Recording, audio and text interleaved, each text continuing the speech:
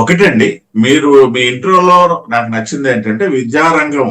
ఇప్పుడు మిగతా రంగాలు అనేవి ఏంటనేసి అంటే ఒక తరానికో లేకపోతే ఒక సంవత్సరానికో లేకపోతే ఒక తరానికో లేకపోతే ఇట్లా కొన్ని ఆధారపడ అఫ్ కోర్స్ అల్టిమేట్ గా తరతరాలకు కానీ విద్యారంగం అనేది ఖచ్చితంగా తరతరాలకే ముందు ప్రారంభం అవుతుంది. ఇది ఒక సంవత్సరానికి కాదు. ఈ సంవత్సరం ఏదో 10th క్లాస్ అయిపోతే అక్కడితోనే పూర్తి అయిపోయినటువంటి ప్రక్రియ కాదు. ఇది ఇటు ప్రభుత్వ పరంగా అయితేనేమి, ఇటు సామాజికంగా ఉన్నటువంటి స్థితిగతులు విద్యారంగాన్ని ఆవశ్యకత తీసుకునేటప్పుడు ఇది నిరంతరం కొనసాగేది.